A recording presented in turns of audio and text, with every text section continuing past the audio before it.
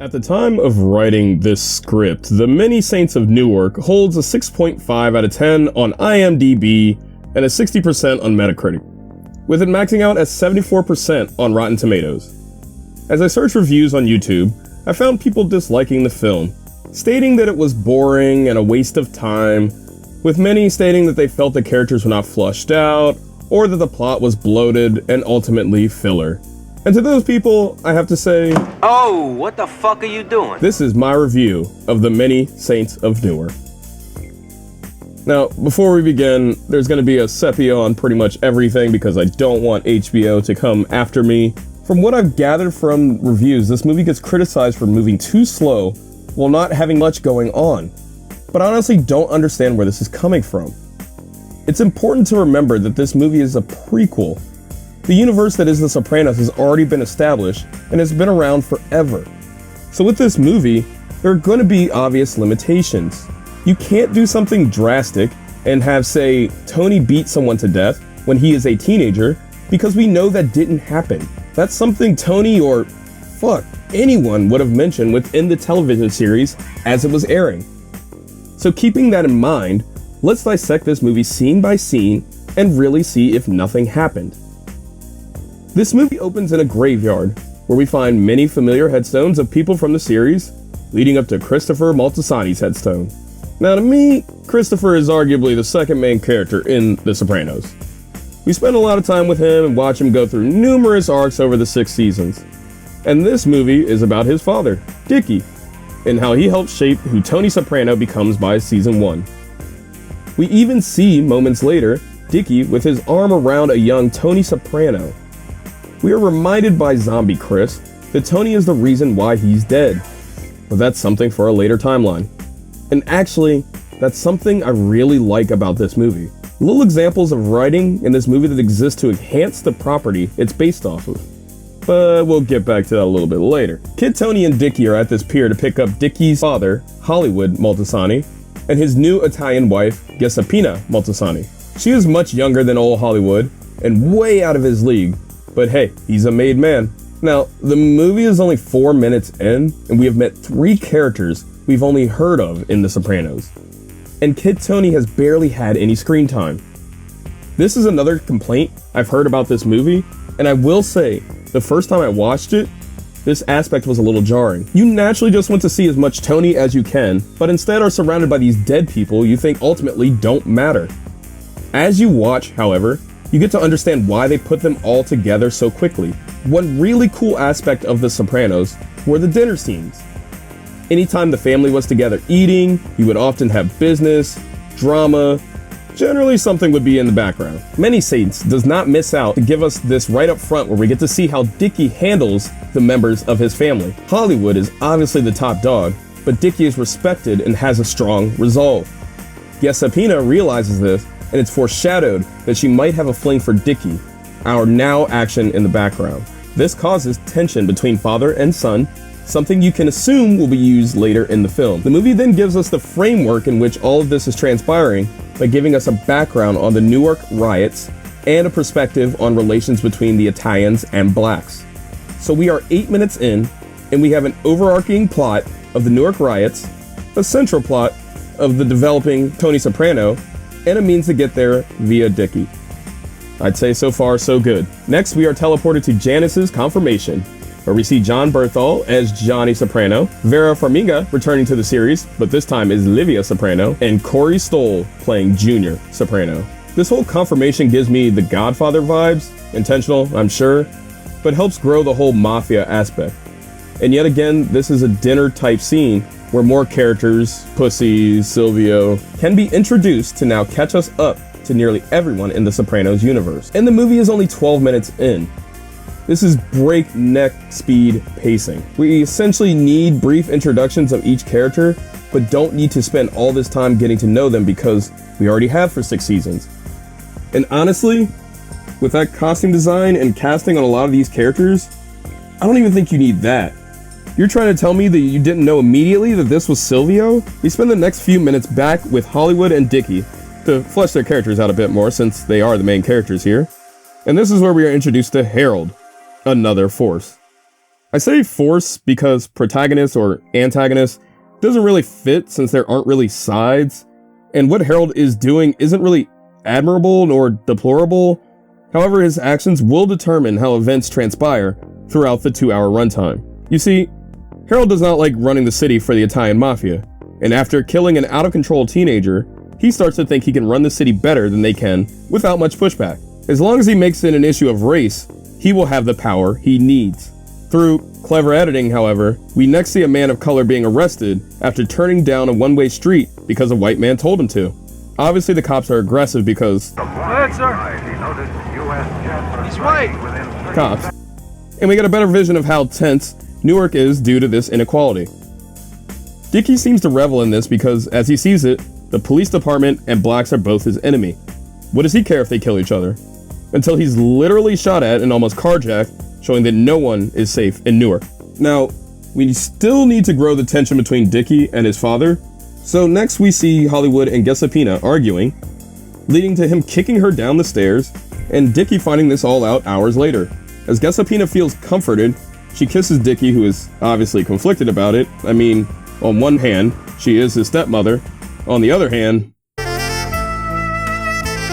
So, Dickie does what other man would do in this situation. Commits patricide. I will admit this scene is dumb as hell. Like, sure, it's played off that Hollywood used to do this to Dickie's mother when he was growing up, so he won't stand for it now, and that he didn't mean to kill him, really, just rough him up. But are you serious? Dickie kills his father, a made man, over pushing his stepmother that he just met a few days ago down the steps in 1960? But I guess we just have to live with it. I would honestly say this is my only gripe about the movie because there are no consequences from any of this, and it's just an easy way to write out conflict between two characters. It's lazy writing. I mean, he even just takes the body to Hollywood's repair shop and just burns it all down, and everyone is okay with that explanation. And like, the only person who mentions it later is Ray Liotta, as he plays another character, Sally, from behind bars. I mean, I'm gonna move on, it just upsets me. All this stupid does have a good landing, however, as the drama behind Hollywood's death is used to help develop Dickie and show us how delusional and conniving he really is. Which is an aspect of Tony Soprano that I always wondered about. Like, sure, Tony doesn't know that Dickie killed his father or anything, but we do. And we are shown how he lashes out at people and at the funeral, when he is literally the reason this all happened. Unwillingness to accept the gravity of one's action displayed at its finest. And it makes sense this would have trickled down to Tony in some regard. Tony's father going to prison also gives the perfect canvas for all this to happen. Tony now only has one male figure that he trusts in his life, Dickie Moltisanti. The next few scenes show us a man living a double life, both figuratively and literally, while contrastingly showing us Kid Tony developing a taste for organized crime, baby! This is all here to show us that Tony does really look up to Dickie, whatever he says or does, and we all know where that ends up. The next few scenes are slightly confusing to me. I guess they serve the purpose of allowing us to get to know Harold better and his relationship with Dickie. Like, Harold comes into the lounge where the family is hanging out, has a back and forth with Paulie, and is brought aside to talk to Dickie. However, this conversation is Harold asking Dickie for money and then leaving to the city to go to North Carolina. It is implied that Harold is leaving due to the warrant on his head, but we don't really see this flushed out. The last time we saw Harold, he didn't seem all that worried about killing that kid, so why now? And why come that night? And what is the point of telling Dickie that you'd pay him back when you already have stated that you don't like owing the mafia? However, you want to be pinned to Dickie, even when he gives you the out of just taking the money and running? I don't know. And neither does the movie apparently, because Harold just leaves and that's it for him. Earlier I commented on how no one makes a comment about Hollywood's death until the scene with Sally, and that's what follows. Dickie is trying to do good deeds since he has broken up with guilt about his father's murder. He confides in Sally and brings him his favorite jazz records, plus a few he thinks he might like. Sally turns them all down except for the one he asked for. I really like that they went with this scene because it highlights the aspect of Dickie when he feels like he has done something wrong, has to double down to help himself sleep at night. And usually this would work, but since Sally has been around the block a bit, this tactic is reflected. It's made even better by Sally just saying that he doesn't think his brother would even just go and fix something on his own. He would have hired someone to do the work. So So I guess these two being brothers gives Sally the edge on thinking a bit more about the situation. But anyway, now we get a time skip. And that's right, you heard me right, a time skip. A 4-year time skip to be exact. To mark Johnny Soprano's release from prison. And Johnny is... He can't help shovel the walk. Not very nice. But again, this big family scene is used to show how dysfunctional this whole group of people really are.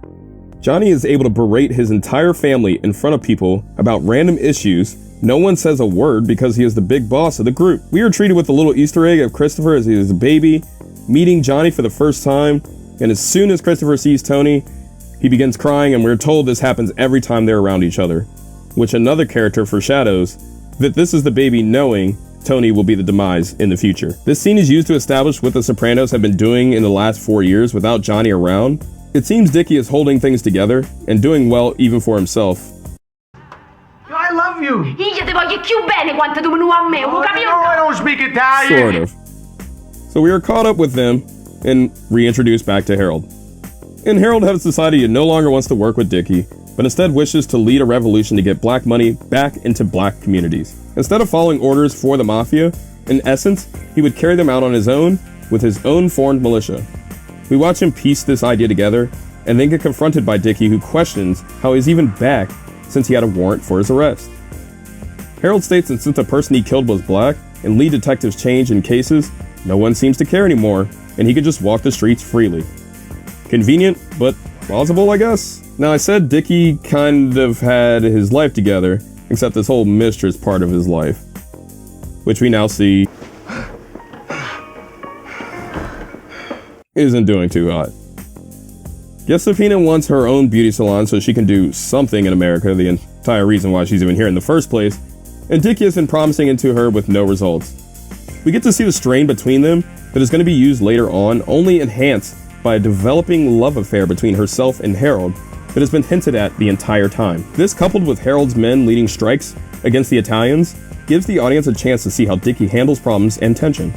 And the last 4 years haven't taught old Dickie much, because he's still dealing with things in the most violent way possible. It's worth noting at this point that whenever we see Dickie, we almost always see a scene of Tony right after getting into trouble. He steals an ice cream truck, but gives free ice cream to all the kids in town, talks another kid into stealing a geometry transform by being clever and inventive. I think this is all a reflective bounce back of how we already have witnessed Dickie doubling down, but now with Tony doing the same. You get to see who he is truly learning from.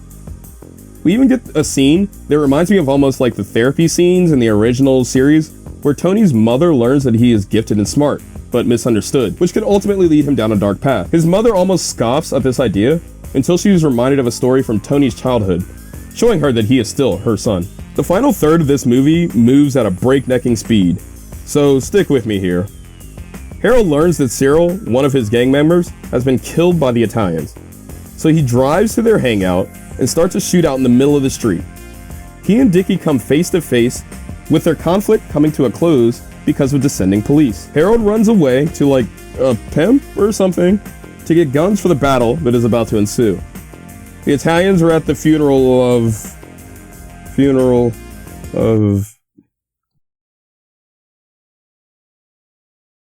Buddha, a casualty of the shootout with Harold, where we get to see Tony plead with Dickie in regards to helping his mother. She needs a popular antidepressant, but since it's the 70s, there's this huge stigma around having them. He asks Dickie to get it for him, which is interrupted by Corey Stoll playing Junior Soprano, falling down some stairs and acquiring his famous back injury, which will plague him for the rest of his life. Josephina appears back on screen, and apparently Dickie has purchased the beauty salon of her dreams, and she's about to finally have all that she's ever wanted, yet decides to tell Dickie of her affair with Harold, which... yeah, probably should have kept that a secret. Immediately followed with a scene of Sally, the voice of reason, going, "Huh, your father died, your mistress died, you probably should stay away from Tony, you seem to be bad luck," which we find is an understatement of the year because Dickie is shot a moment later, apparently by a hired assassin of Junior's hand. We all attend Dickie's funeral, Tony stares, and we are reminded of their pinky swear of try to be good as the movie ends. And that's it. Harold is just running the streets now, no one is going to come after him, apparently, and like 20 years later, The Sopranos starts. So with all of that, Were the reviewers right? Well, kind of. This movie suffers from a lot of pacing issues. But I think trying to condense a story like The Sopranos, which ran for 6 seasons, into a 2-hour block is not a good idea to begin with. These characters do not have enough time to cook, essentially. And any development we see seems slow in comparison to the breakneck action that's next to it. This would have been way stronger as a miniseries.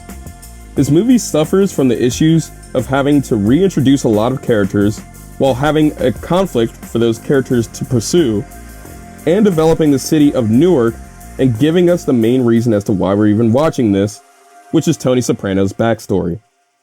It's just too much. I honestly think if they had just taken Harold out completely and focused on the family and not so much on the world building, this would have ranked a little higher. I mean, the character comes in as a lapdog, leaves abruptly, comes back, causes all types of mayhem, and then just phases out? Why not just use the main tension of Dickie's affair and trust issues within the family while allowing us to see the trickle down and how that affects Tony? I will say the casting in this movie is nearly perfect in my mind. Everyone hit their role out of the park. I'd say John Berthal, probably the weakest for me, but I mean, he's playing a one-dimensional character for like 15 minutes grand total. Ray Liotta, Corey Stoll, Alessandro Nivola, John Magaro all enhance this movie with their performances.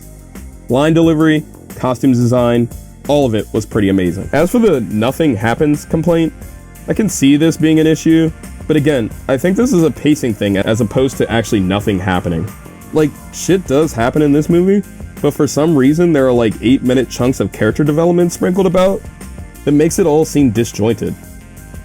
You also have a lot of things happening that just never have a resolution, which is extremely annoying. Dickie killing his father has no consequence within the family, even though he's like the boss of the Soprano family next to Johnny. Harold just gets away with killing a child and a gang member with almost no recourse. Junior has Dickie killed for laughing at him. Something that was really amazing about The Sopranos when it was on the air is that every action had a reaction. Something would happen, and we would spend the entire season trying to figure out how Tony or the adjacent family members would deal with it, to have some awesome climaxes for series finales. Imagine we don't have the confines of a 2-hour movie here and can spend time fleshing out how each member feels about each incident. Maybe Junior is suspicious of Dickie after Hollywood's death, which makes the ending seem more justified. Maybe we actually get to see Dickie hunting down Harold and having that story go somewhere instead of phasing out. Maybe we get to see Tony under the iron fist of his father and gravitating toward the more accepting Dickie, and giving us more of a reason to think this character is important to the overall narrative of The Sopranos. Ultimately, I am glad this movie exists, though the landing was a little shaky. It's rare that you ever get a movie spawned from a series that encapsulates everything you liked about that series, but it is nice to have another property that expands the universe a bit and does give answers to a few questions that may have existed at the beginning of The Sopranos. Upon first viewing of this movie, I really enjoyed it, but after watching it a few more times, the cracks started to show and made me lower my score just a bit. All this to say, yeah, it's pretty much a 7.2 out of 10. Thank you so much for watching this video. Please subscribe and like this video. I am trying to get this YouTube channel monetized, but I need 40,000 view hours before I can do so. So send this to all of your friends, make sure they see it, make sure they subscribe, and tune back in for more content. Next week we have the No Time to Die review for the James Bond movie. And then later in October, if not the beginning of November, we're going to do a Cowboy Bebop review to coincide with the Netflix release. So thank you yet again. This is the Many Saints of Newark review. Hit that like and subscribe button, and thank you yet again. DJ Dombie signing out.